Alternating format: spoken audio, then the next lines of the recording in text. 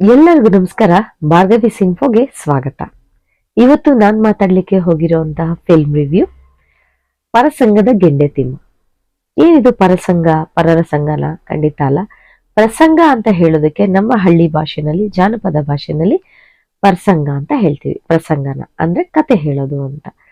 ಊರನ್ನೆಲ್ಲ ನಗಿಸ್ತಾ ಪುಟ್ಟ ಪುಟ್ಟ ಕತೆಗಳನ್ನ ಹೇಳ್ತಾ, ಪಂಚತಂತ್ರದ ಕತೆಗಳನ್ನ ಹೇಳ್ತಾ, ನೀಡಿ ಪಾಠನ ಜನಗಳಿಗೆ ಹೇಳ್ತಾ ಇದ್ದಂತಹ ಒಬ್ಬ ಅವಿದ್ಯಾವಂತ ತಿಮ್ಮ ಅವನೇ ಕಥೆಯಾಗಿ ಹೋಗ್ತಾನೆ. ಅವನ ಜೀವನದಲ್ಲೂ ಸಹ ಒಂದು ಕತೆ ಬಂದ್ಬಿಡುತ್ತೆ. ಆ ಒಂದು ಪ್ರಸಂಗನ ಇಟ್ಕೊಂಡು ನಮ್ಮ ಮುಂದೆ ಚಿತ್ರಣ ಕೊಟ್ಟಿದ್ದಾರೆ.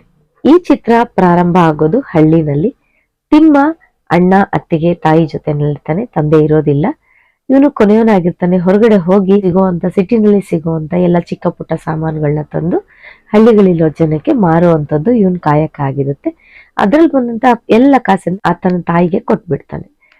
ಇದರಿಂದ ಸಂಸಾರ ನಡೀತಾ ಇರುತ್ತೆ. ಹೊಲ ಗದ್ದೆ ಕೆಲಸ ಅವನ ಅಣ್ಣ ನೋಡ್ಕೋತಾ ಇರ್ತಾನೆ, ಮನೆ ಕೆಲಸ ಅವ್ರ ಅಮ್ಮ ಮತ್ತೆ ಅತ್ತಿಗೆ ನೋಡ್ಕೋತಾ ಇರ್ತಾರೆ. ಜೀವನ ಹೇಗೆ ಸಾಕ್ತಿರ್ಬೇಕಾದ್ರೆ ತಿಮ್ಮನಿಗೆ ಮದ್ವೆ ಮಾಡ್ಬೇಕು ಅಂತ ಆಲೋಚನೆ ಬರುತ್ತೆ. ತಿಮ್ಮನಿಗೆ ಮದ್ವೆನೂ ಆಗುತ್ತೆ. ಹೆಂಡತಿ ಮನೆಗೆ ಬರ್ತಾಳೆ. ಹೆಂಡತಿ ಬೆಂಗಳೂರಳು, ಸಿಟಿ ಹುಡುಗಿ, ತುಂಬಾ ಚೆನ್ನಾಗಿರ್ತಾಳೆ, ನೋಡೋದಿಕ್ಕೆ ಸುಸಂಸ್ಕೃತಳಾಗಿರ್ತಾಳೆ. ಅಲ್ಪ ಸ್ವಲ್ಪ ಓದೋ ಬರೆಯೋಕ್ಕೂ ಬರ್ತಾ ಇರತ್ತೆ. ತಿಮ್ಮ ಓದೋ ಬರೆಯಕ್ ಬರಲ್ಲ. ಹಳ್ಳಿ ಮನೆ, ಕಂಪ್ಲೀಟ್ ಅವಳ ಕ್ಯಾರೆಕ್ಟರ್ಗೆ ವಿರುದ್ಧವಾಗಿರ್ತಾನೆ. ಅಪ್ಪ ಎಂತ ಮನೆಗೆ ಕರ್ಕೊಂಬಂದ್ ಕಟ್ಬಿಟ್ಟೆ ಅಂತ ಅವಳೆಳಕ್ ಪ್ರಾರಂಭಿಸ್ತಾಳೆ. ಏನ್ ಮಾಡಕ್ಕಾಗುತ್ತೆ, ನಿನ್ ಗಂಡ ತುಂಬಾ ಒಳ್ಳೆಯವನು, ಒಳ್ಳೆಯವರು ಸಿಗೋದು ತುಂಬಾ ಅಪರೂಪ. ಹಾಗಾಗಿ ಸಮಯ ನೋಡ್ಕೊಂಡು ಈ ಮನೆನ ಬದಲಾಯಿಸೋ ಪ್ರಯತ್ನ ಮಾಡು, ಜನಗಳನ್ನ ಬದಲಾಯಿಸು, ನಿನಗ್ ಹೇಗ್ ಬೇಕೋ ಹಾಗೆ ಬದುಕು, ಯಾರಿಗೂ ಎದುರ್ಕೋಬೇಡ. ಇನ್ನೂ ಪ್ರಾಬ್ಲಮ್ ಆಯ್ತು ಅಂದ್ರೆ ಬೇರೆ ಮನೆ ಮಾಡ್ಕೊಂಡ್ರಾಯ್ತು, ಅಲ್ಲಿವರೆಗೂ ಅವಕಾಶ ಕೊಡೋದ್ ಬೇಡ ಅಂತ ತಂದೆ ಮಗಳಿಗೆ ಧೈರ್ಯ ಹೇಳಿ ಅಲ್ಲಿಂದ ಹೊರಟೋಗ್ತಾರೆ. ತಂದೆಯ ಆ ಮಾತುಗಳನ್ನ ತಲೆಯಲ್ಲಿ ಇಟ್ಕೊಂಡು ಈ ಹುಡುಗಿ ಏನ್ ಮಾಡ್ತಾಳೆ, ತನ್ನ ಒಂದು ವಿಚಾರಗಳನ್ನ ಅವಳು ಬದಲಾಯಿಸ್ಕೊಳ್ಳೋದಕ್ಕೆ, ತನ್ನ ಒಂದು ಆದರ್ಶಗಳನ್ನ, ತನ್ನ ಒಂದು ವ್ಯಕ್ತಿತ್ವನ ಮನೆಯವ್ರ ಮೇಲೆ ಬಲವಂತದಕ್ಕೆ ಹೇರೋದಕ್ಕೆ ಪ್ರಾರಂಭ ಮಾಡ್ತಾಳೆ. ಹಳ್ಳಿ ಜೀವನನೇ ಒಂದು ಮೈಗೂಡಿಸ್ಕೊಂಡಿದ್ದಂತ ಜನರು ಇವಳ ವ್ಯಕ್ತಿತ್ವ, ಇವಳ ಒಂದು ಮಾತುಕತೆಗೆ ಬೆಲೆ ಕೊಡೋದಿಲ್ಲ. ಎಲ್ಲ ಒಂದ್ ಕಡೆ ದುಃಖ ಆಗತ್ತೆ. ಆದ್ರೆ ಇವಳು ಆಡಿದ್ದಕ್ಕೆಲ್ಲ ತಾಳ ಹಾಕಕ್ಕೆ ನಮ್ ತಿಮ್ಮ ಇದ್ದೇ ಇರ್ತಾನೆ. ಈ ತಿಮ್ಮನ್ ಪಾತ್ರದಲ್ಲಿ ಕಾಣಿಸ್ಕೊಂಡಿರೋದು ನಮ್ಮ ಲೋಕೇಶ್ ಅವರು. ಆತನ ಹೆಂಡತಿ ಹೆಸರು ಮರಾಂಕಿ ಅಂತ ಹೇಳಿ. ಹಾಗೆ ಒಂದು ಕ್ಯಾರೆಕ್ಟರ್ ಬಂದು ಹೋಗುತ್ತೆ. ಈ ಇಬ್ಬರ ನಡುವಿನ ಒಂದು ಸುಖ ಸಂಸಾರದಲ್ಲಿ ಮೇಷ್ಟ್ರು, ಅವರು ಶಿವಣ್ಣ ಅಂತ ಹೆಸರಲ್ಲಿ ಆ ಪಾತ್ರನ ಅಭಿನಯಿಸಿರೋದು ಮಾನು ಅವರಾಗಿರ್ತಾರೆ. ಇದಲ್ಲದೆ ಮತ್ತಷ್ಟು ಪಾತ್ರಗಳು ಈ ಚಿತ್ರಕ್ಕೆ ಒಂದು ಪುಷ್ಟಿಯನ್ನ ತರುತ್ತೆ ಅಂತ ಹೇಳ್ಬೋದು. ಹೀಗೆ ಆಕೆ ಹಾಕೊಳ್ಳೋ ಬಟ್ಟೆ, ಅವಳ ವಯ್ಯಾರ, ಅವಳ ನಡವಳಿಕೆ ಎಲ್ಲ ಹಳ್ಳಿ ಜನಕ್ಕೆ ಇಷ್ಟ ಆಗತ್ತೆ. ಆದ್ರೆ ಎಲ್ಲೋ ಒಂದ್ ಕಡೆ ಅದು ನಮ್ಮ ಹಳ್ಳಿಗೆ ಬೇಕಾ ಅಂತಾನು ಕ್ವಶನ್ ಬರುತ್ತೆ. ಆದ್ರೆ ಎಜುಕೇಟೆಡ್ ಆಗಿ ಸಿಗುವಂತ ಅಳಿಯನ್ಗೆ ಮಗಳನ್ನ ಸ್ವಲ್ಪ ಅಪ್ಡೇಟ್ ಮಾಡ್ಬೇಕು ಅಂತ ಯೋಚನೆ ಮಾಡಿದವರೆಲ್ಲರೂ ಈ ಮರಾಂಕಿ ಉಪಯೋಗಿಸುವಂತ ಬಟ್ಟೆಗಳು, ತಲೆಗೆ ಹಾಕ್ತೋದಿದ್ದಂತಹ ಎಣ್ಣೆ, ಸೆಂಟು, ಇದ್ರ ಬಗ್ಗೆ ಎಲ್ಲ ಮಾತಾಡೋಕ್ ಪ್ರಾರಂಭಿಸ್ತಾರೆ. ನಾವು ಯಾಕೆ ನಮ್ಮ ಹೆಣ್ಮಕ್ಳು ಕೊಡಿಸ್ಬಾರ್ದು ಅಂತ ಕೆಲವರು ವಿಚಾರ ಮಾಡಿದ್ರೆ, ಮತ್ತೆ ಕೆಲವು ಮನೆ ಸೊಸೆದಿರು ನಾವು ಯಾಕೆ ಇದೇ ತರ ಅಂದವಾಗಿ ಚಂದವಾಗಿ ಕಾಣ್ಬಾರ್ದು, ಅತ್ತೆ ಮಾವಿನ ಹದ್ಬಸ್ತಲ್ಲಿದ್ದೀವಿ, ಅವ್ರಿಗೇನ್ ಗೊತ್ತಾಗುತ್ತೆ ಅಂತ ಹೇಳಿ ಮನೇಲಿದ್ದಂತ ಐಟಮ್ಗಳನ್ನ ಮಾರಿ ಆ ದುಡ್ಡನ್ನ ಬಚ್ಚಿಟ್ಟು ತಿಮ್ಮಂಗ್ ಹೇಳಿ ಮರಾಂಕಿ ಉಪಯೋಗಿಸುವಂತ ಬಟ್ಟೆಗಳನ್ನ, ಸೆಂಟ್ಗಳನ್ನ ತಗೊಂಡ್ ಬಾ ಅಂತ ಕದ್ದು ತರಿಸ್ಕೊಳ್ಳೋ ಪ್ರಯತ್ನ ಮಾಡ್ತಾರೆ. ಇಷ್ಟ ಇಲ್ದಿದ್ರು ತಿಮ್ಮ ಈ ಕೆಲಸ ಮಾಡ್ತಾನೆ, ಯಾಕಂದ್ರೆ ದುಡ್ಡು ಸಿಗುತ್ತೆ ಅಂತ ಹೇಳಿ. ಹೆಂಡತಿ ಹೇಳ್ತಾರೆ, ಮಾಡು ಮಾಡು, ನಾವು ಬೇಗ ಸಾವ್ಕಾರ ಆಗ್ಬೋದು, ಬೇಗ ದೊಡ್ಡ ಮನೆಗೆ ಹೋಗ್ಬೋದು ಅಂತ ಹೇಳಿ. ಏನೂ ತಿಳಿದಿದ್ದಂತ ತಿಮ್ಮ ಅದನ್ನ ಒಪ್ಕೋತಾನೆ.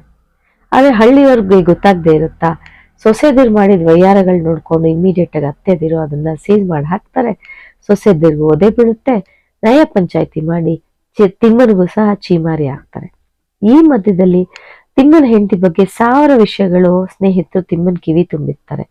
ಆದ್ರೆ ತನ್ನ ಹೆಂಡತಿ ಪತಿವ್ರತೆ ಅಂತ ನಂಬಿದ್ದಂತ ತಿಮ್ಮ ಸುಮ್ನಿರ್ತಾನೆ. ಇಷ್ಟೆಲ್ಲ ಆಗೋ ನಡಿದಲ್ಲಿ ಅತ್ತೆ ಸೊಸೆಗೆ ಜಗಳ ಪ್ರಾರಂಭ ಆಗುತ್ತೆ. ತಿಮ್ಮ ಬೇರೆ ಮನೆ ಮಾಡ್ತಾನೆ. ಆ ಮನೆಗೆ ಸ್ವಲ್ಪ ಅನುಕೂಲ ಅವರ ಮಾವನು ಸಹ ಮಾಡ್ಕೊಡ್ತಾರೆ. ಜೊತೆಗೆ ಮೇಷ್ಟ್ರಿಗೆ ಹೇಳ್ತಾರೆ, ಅವಾಗವಾಗ ಬಂದು ನಮ್ಮ ಅಳಿಯನ್ಗೆ ಬುದ್ಧಿ ಹೇಳಿ ಮಗಳಿಗೆ ಧೈರ್ಯ ಕೊಡಿ ಅಂತ. ಇದೇ ಸಲಗಿನ ದುರುಪಯೋಗ ಪಡಿಸ್ಕೊಂಡಂತಹ ಮೇಷ್ಟ್ರು ಒಂದು ಅನೈತಿಕ ಸಂಬಂಧನ ಮರಾಂಕಿ ಜೊತೆಲೆ ಇಟ್ಕೋತಾರೆ. ಇದೇನೂ ತಿಳಿದಂತಹ ಒಂದು ಇನ್ನೋಸೆಂಟ್ ಕ್ಯಾರೆಕ್ಟರ್ ತಿಮ್ಮಂದಾಗಿರುತ್ತೆ. ಒಂದಿನ ಹೀಗೆ ಊರಿಂದ ಚೀಮಾರಿ ಹಾಕಿಸ್ಕೊಂಡಂತ ತಿಮ್ಮ ಮನೆಗೆ ತುಂಬಾ ಬೇಜಾರಾಗಿ ಲೇಟ್ ಆಗಿ ಬರ್ತಾನೆ. ಬರೋದೇ ಇಲ್ಲ ಅಂತ ಅನ್ಕೊಂಡು ಮರಾಂಕಿ ಮತ್ತೆ ಮೇಷ್ಟ್ರು ಮನೆಯಲ್ಲಿರ್ತಾರೆ. ಬೆಳಗಿನ ಜಾವನೇ ಬಂದಂತ ತಿಮ್ಮ ಈ ದೃಶ್ಯ ನೋಡಿ ದಂಗಾಗಿ ಹೋಗ್ತಾನೆ. ಹೆಂಡತಿನ ಯಾಕೆ ಮಾಡ್ದೆ ಅಂತ ಕೇಳೋ ಅಷ್ಟು ಸಹ ಅವನಲ್ಲಿ ಒಂದು ಸಂಯಮ ಇರಲ್ಲ, ದುಃಖ ಆಗತ್ತೆ. ಗಂಡನ ಹತ್ರ ಸಿಕ್ಕಾಕೊಂಡಿದ್ದ ಅವಮಾನಕ್ಕೆ ಆಕೆ ಸೂಸೈಡ್ ಮಾಡ್ಕೋತಾಳೆ. ಹೆಂಡತಿ ಮಾಡಿದ ಮೋಸಕ್ಕೆ ತಿಮ್ಮ ಕೆರೆ ನೋಡ್ಕೋತಾನೆ. ಸಿಕ್ಕಾಕೊಂಡಿದ್ದಕ್ಕೆ ಮೇಷ್ಟ್ರು ಹಳ್ಳಿ ಬಿಟ್ಬಿಡ್ತಾರೆ. ಅಂದ್ರೆ ಒಂದು ಸುಂದರವಾದ ಕುಟುಂಬ ಈ ಒಂದು ಅನೈತಿಕ ಸಂಬಂಧದಿಂದ ಒಡೆದು ಹೋಗುತ್ತೆ. ಮನುಷ್ಯನಿಗೆ ಸೆಟಲ್ ಆಗ್ಬೇಕು ಅನ್ನೋ ಆಸೆ ಏನ್ ಮಾಡುತ್ತೆ, ನನಗೆ ಇಷ್ಟವಾಗದೆ ಇರೋ ಕೆಲ್ಸನ ಕೆಲವು ಸಾರಿ ಮಾಡಿಸುತ್ತೆ. ಆದ್ರೆ ಇದ್ರ ನಂತರ ಇದ್ರ ಪರಿಣಾಮ ಏನಾಗುತ್ತೆ ಅನ್ನೋದು ಗೊತ್ತಿರೋದಿಲ್ಲ. ನಂಬಿಕೆಗಳಿಗೆ ಬೆಲೆ ಹೋಗುತ್ತೆ, ಸಂಬಂಧಗಳು ಅದರ ಮುಖ್ಯತೆನ ಕರ್ಕೊಳ್ಳುತ್ತೆ. ಪ್ರೀತಿ, ವಿಶ್ವಾಸ ಇವೆಲ್ಲರೂ ಒಂದು ಆದರ್ಶವಾಗಿಟ್ಕೊಂಡಿದ್ದಂತಹ ಮನುಷ್ಯ ಮುಂದಿನ ಜೀವನಗಳಲ್ಲಿ ಮದುವೆ, ಪ್ರೀತಿ, ವಿಶ್ವಾಸ ಇದೆಲ್ಲದ್ರ ಮೇಲೆ ನಂಬಿಕೆ ಕಳ್ಕೊಳ್ತಾ ಹೋಗ್ತಾ ಇದ್ದಾನೆ.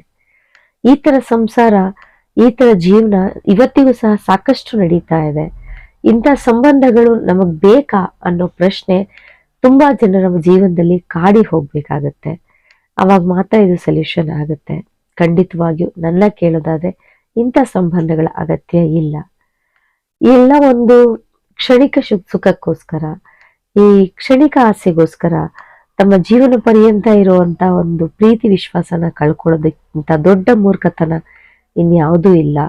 ಇದ್ರ ಬಗ್ಗೆ ನನಗೆ ಗೊತ್ತಿದ್ದಂತ ಒಂದು ವಿವರಣೆನ ನಾನು ನಿಮ್ಮ ಮುಂದೆ ಇಟ್ಟಿದ್ದೀನಿ. ತಪ್ಪಾಗಿದ್ರೆ ಕ್ಷಮಿಸಿ.